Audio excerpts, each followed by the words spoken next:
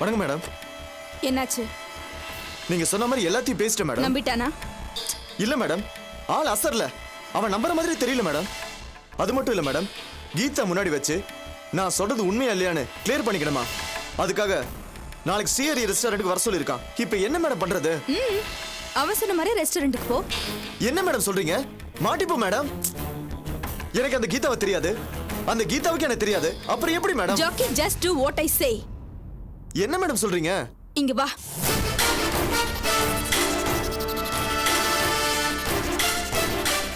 புரியுதா? Okay okay madam.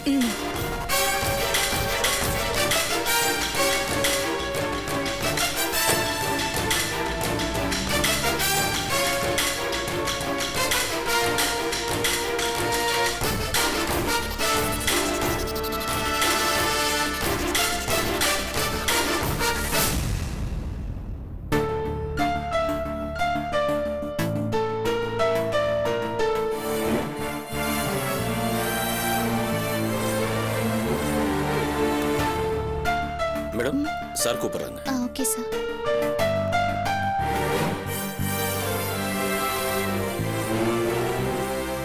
நீங்க கிளம்புங்க சார். ஓகே, நான் ஃபோன் பண்றேன். வாங்க அபி, உட்காருங்க. ஹலோ. ஆமா, யூ டோன்ட் வரி. இன்னும் 2 டேஸ்ல ஃபினிஷ் ஆயிரும். எல்லாம் நான் பாத்துக்கிறேன்.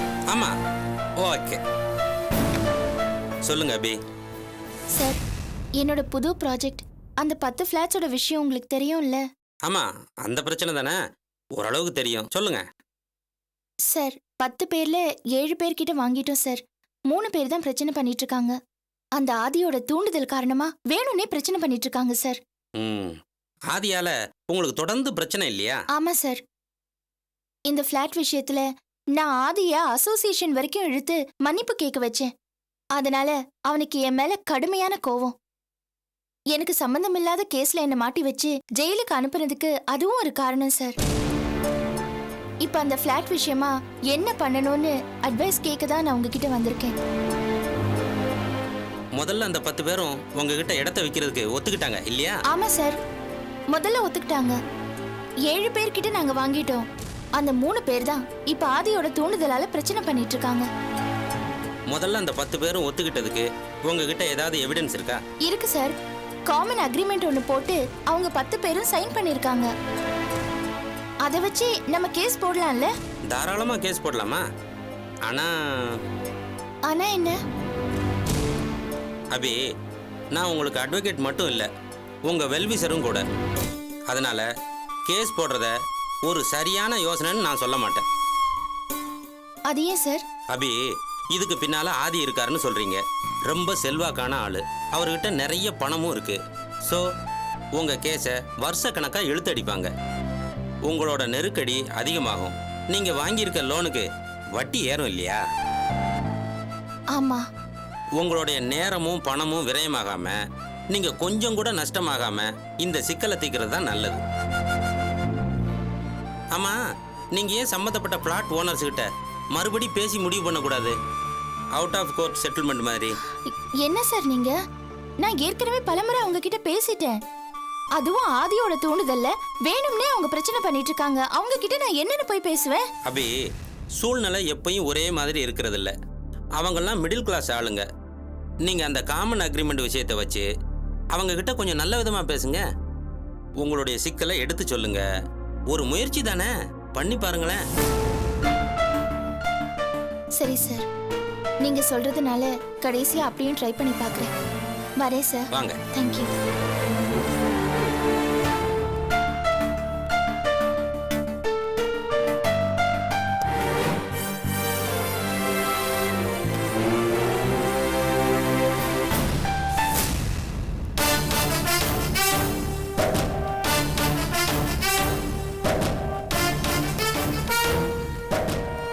சார்,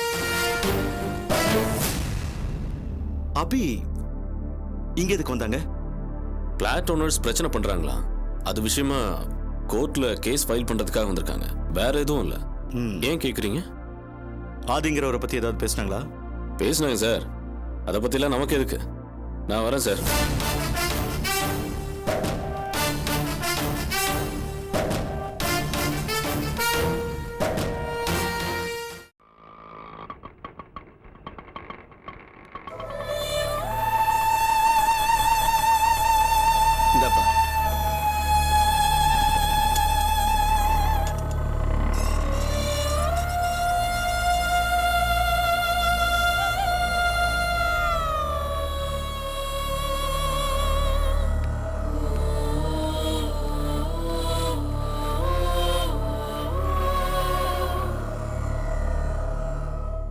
சார் சார்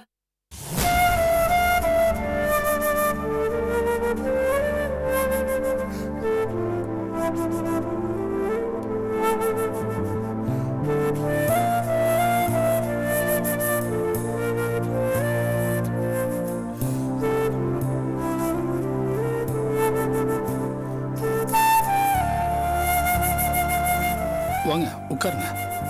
என்ன சார் பாக்குறீங்க? ஒளிஞ்சு போயிருப்பாங்கன்னு நினைச்சவங்க திரும்ப வந்துட்டாங்களேன்னு பாக்குறீங்களா? சே அப்படிலாம் ஒன்றும் இல்லை. உட்காருங்க ப்ளீஸ், உட்காருங்க. சாந்தி உட்காருங்க. இல்ல பரவாயில்ல இருக்கட்டும். சாந்தி, ஆ நல்லா இருக்கீங்களா? ஆ. என்ன அப்படி பாக்குறீங்க? நாங்க பழைய மாதிரி இல்ல. காஃபி போட்டாங்க. உட்காருங்க.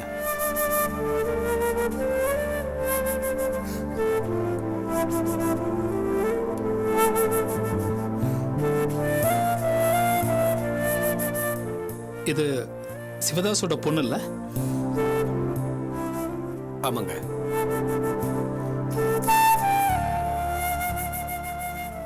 சிவதாஸ் பத்தி கேள்விப்பட்டேன்.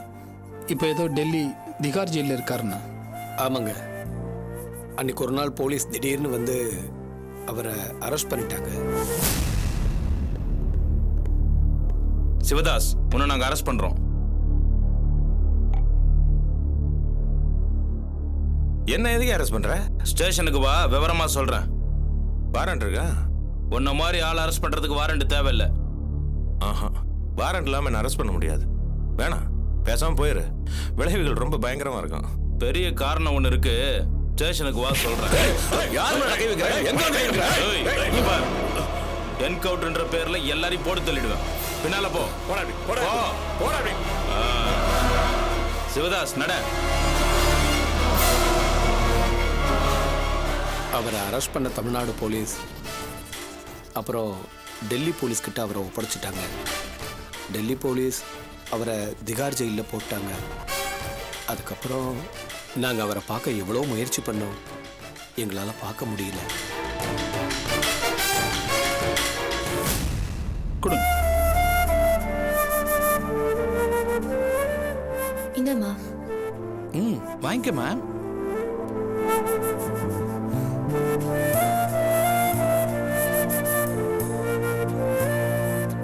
சாப்பிடுங்க.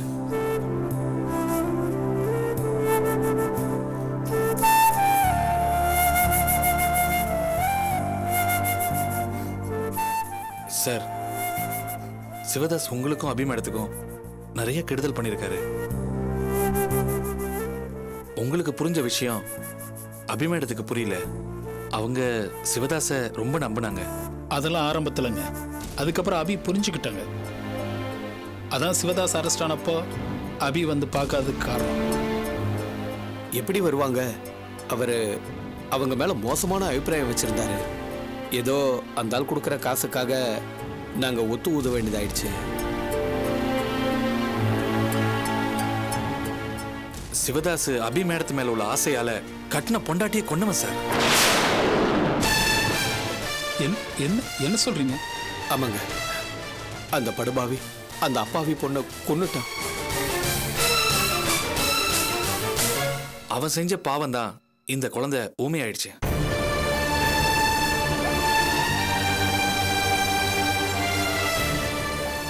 என்ன கொடுமையா இருக்கு. கொலையை நேரில் பார்த்த குழந்தைக்கு அந்த அதிர்ச்சியில் பேச்சு வரல. அதுல இருந்து அந்த ஆளை பார்த்தாலே குழந்தை பயப்பட ஆரம்பிச்சிருச்சு. அதை சமாளிக்கத்தான் என் பொண்டாட்டியை கொண்டது ஒரு ஆம்பளை. அதனாலதான் எந்த ஆம்பளையை பார்த்தாலும் குழந்தை பயப்படுதுன்னு ஒரு கதை விட்டார். சிவதாஸ் அரெஸ்ட் ஆன பிறகு யாரும் எங்களை மதிக்கல, எல்லாத்தையும் பறிச்சுக்கிட்டாங்க. சிவதாஸ் ஆளுங்கனாலே எங்களை விரட்டி விரட்டி அடிக்க ஆரம்பிச்சிட்டாங்க. திரும்பவும் ரவுடிசம் பண்றதுக்கு எங்களுக்கு மனசு இல்லை. இந்த குழந்தைக்காக நான் மீன் பிடிக்க போயெல்லாம் காசு கொண்டு வந்து கொடுத்துருக்கேன். ஆனா அந்த வேலையை நடந்துட இல்லாம போச்சு. சிவதாஸ் ஆளுன்னு தெரிஞ்சாலே விரட்டி அடிக்கிறாங்க. நாங்களே கஷ்டப்படுறோம். இந்த நிலைமையில குழந்தைய பார்த்துக்கிறது ரொம்ப கஷ்டமா இருக்கு. ஒன்றும் கவலைப்படாதீங்க, என்னால உதவியை நான் பண்றேன். ஆனா அந்த குழந்தையோட மனநிலை ரொம்ப பாதிக்கப்பட்டிருக்கும் போல இருக்க. அதான் சார், சிவதாஸ் அபி கம்பெனியில் கொஞ்சம் பணம் போட்டிருக்காரு. அதுலேருந்து எங்களுக்கு கொஞ்சம் கொடுத்தீங்கன்னா குழந்தைக்கு ட்ரீட்மெண்ட் பண்ணலான்னு தோணுச்சு. தப்பாக எடுத்துக்காதீங்க சார். சிவதாஸ் உங்களுக்கும் அபி மேடத்துக்கும் கொடுத்த டார்ச்சருக்கு இதை பற்றி நாங்கள் பேசவே கூடாது. இருந்தாலும் நானும் நீங்க கேட்கறதுல எந்த தப்பும் இல்லைங்க. ஆனா அபி கன்ஸ்ட்ரக்ஷன் நிலைமை இப்போ ரொம்ப மோசமா இருக்கு. நிறைய பிரச்சனைகள், ப்ராஜெக்ட்ஸ் எல்லாம் பாதியில் நிற்குது.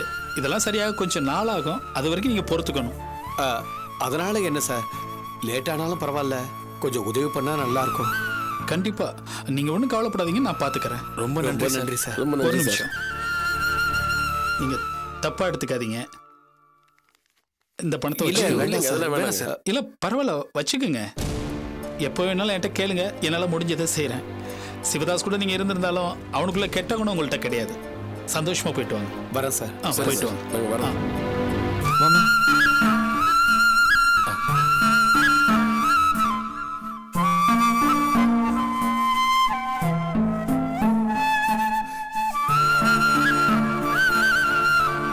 ஏங்க, ஆ,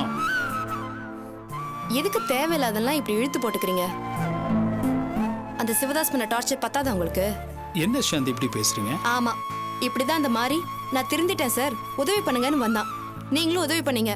கடைசியில் என்னாச்சு? அந்த அபி சொல்லி தான் நான் கொலை பண்ணேன்னு கோர்ட்டு கேஸ்னு எவ்வளவு பிரச்சனையாச்சு. சாந்தி, எல்லாரும் அப்படி இருக்க மாட்டாங்க. ம், ஏங்க, விடுங்க.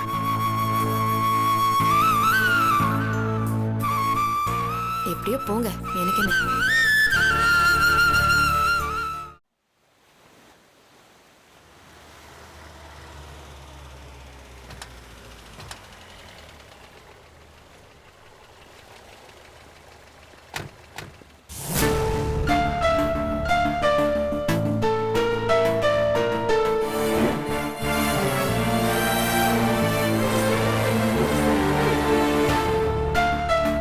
ஏமா, எதுக்காக எங்களை அவசரமா வர சொன்னீங்க?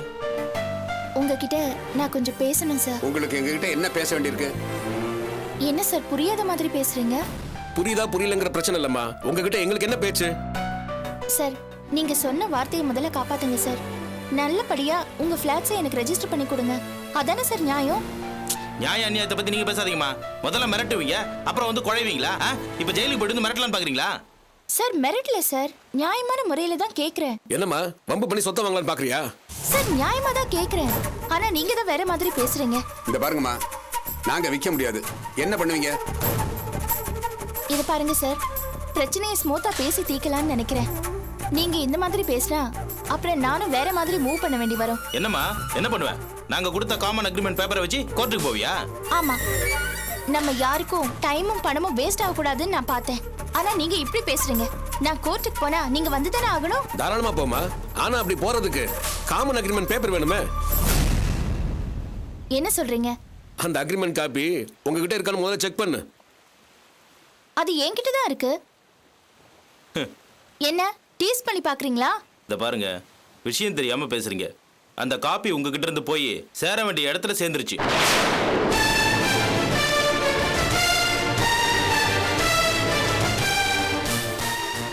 உன்னால ஒரு இடத்தையே வாங்க முடியல, ஆனா அந்த ஆதி பவர்ஃபுல்லான ஆளுமா.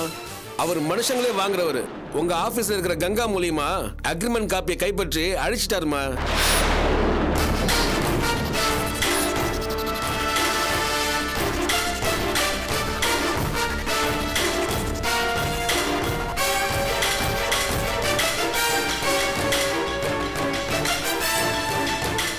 இந்த பாருமா, இல்லாத ஒண்ணு ஆதாரமா வச்சுக்கிட்டு எங்களை மிரட்டாத.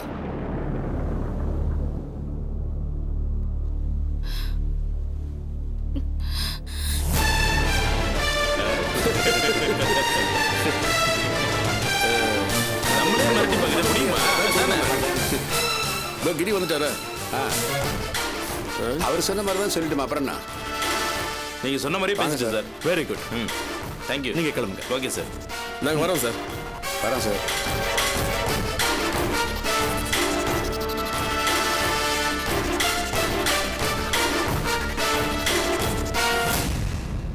சொல்லுகிறே, நீங்க சொன்ன மாதிரி அவங்க கங்காவை அபிகிட்ட நல்லா போட்டு கொடுத்துட்டாங்க. அதை கேட்டு அவ வேகமா இருந்து போயிட்டா. Good, very good. ஆனா கங்காவை தான் அநியாயமா மாட்டி விட்டோம் சார். கிரி, இப்போதைக்கு பாஸ்கர் அபிகிட்ட மாட்டக்கூடாது. அதுதான் நம்மளுக்கு முக்கியம். அந்த கங்கா இருக்கால, அவன் அந்த வீடியோ ஆதாரத்தை வச்சு என்னை எப்படி பிளாக்மெயில் பண்ணா தெரியுமா? கிரி, இனிமே அந்த கங்கா நமக்கு யூஸ் இல்லைன்னு தெரிஞ்சு போச்சு. அதான் மாட்டி விட சொன்னேன். இன்னும் போக போக பாரு, நிறைய வேடிக்கை இருக்கு.